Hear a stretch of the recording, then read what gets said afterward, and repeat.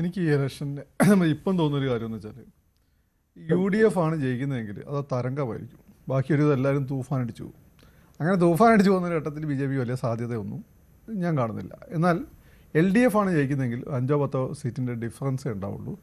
അങ്ങനെ വരുന്ന സാഹചര്യത്തിൽ BJPക്ക് ഒരു മാക്സിമം 10 അല്ലെങ്കിൽ 5 വരെ സീറ്റുകളെങ്കിലും ഉറപ്പായും കിട്ടുമെന്നാണ് ഞാൻ കരുതുന്നത്.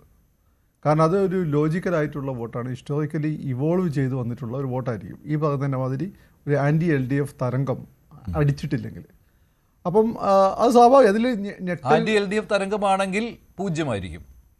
ആന്റി LDF തരംഗമാണ് ചിലപ്പോൾ ഒരു സീറ്റോ 2 സീറ്റോ അല്ലെ 0.2 എന്ന് വേണം നമുക്ക് കരുതാം. പക്ഷേ LDF അനുകൂല തരംഗമാണെങ്കിൽ BJPന് നില മെച്ചപ്പെടും.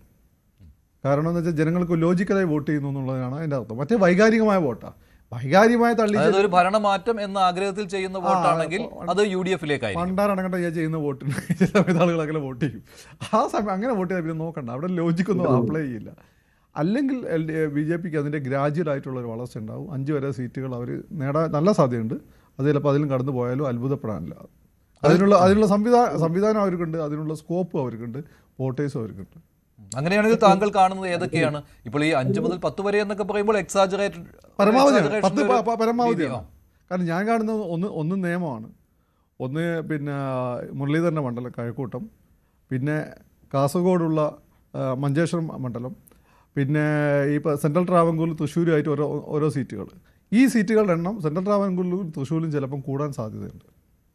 അതായത് ഈ പറഞ്ഞ സാഹചര്യം മറ്റേതാണെങ്കിൽ, അതായത് LDFന് അനുകൂലമായിട്ട് വരുന്ന സാഹചര്യമാണെങ്കിൽ ലോജിക്കൽ വോട്ട് എന്നാണ് അതിൻ്റെ അർത്ഥം. അങ്ങനെ ആകുമ്പോൾ BJPയുടെ വോട്ട് വളരെ കൃത്യമായിട്ട് BJP അനുഭാവികളായിട്ടുള്ള അല്ലെങ്കിൽ എന്തെങ്കിലും എതിർപ്പായിട്ട് മറ്റു പാർട്ടി നിൽക്കുന്ന ആളുകളെ വോട്ട് BJPക്ക് പോകാൻ സാധ്യതയുണ്ട്. ഇവരുടെ ഏറ്റവും വലിയ കേന്ദ്രമായിട്ട് ഞാനിപ്പോഴും കരുതുന്നത് തൃശ്ശൂരും സെൻട്രൽ ട്രാവൻകൂറാണ്. കാരണം 2014 ഇലക്ഷനിൽ 16 ഇലക്ഷനിൽ അന്ന് അവിടെ തൃശ്ശൂർ അവർക്ക് 17% വോട്ട് കിട്ടിയിട്ടുണ്ട്. ഈ തൃശ്ശൂർ 17% വോട്ട് കിട്ടിയ തൃശ്ശൂർ പോപ്പുലേഷൻ നിങ്ങൾ പകുതി ഹിന്ദു കൂട്ടിക്കുക 50%. ഇത് ഹിന്ദുക്കളെ വോട്ടേ അവർക്ക് കിട്ടിയില്ല. അതാണ് ഈ 17% എന്ന് പറയുന്നത്.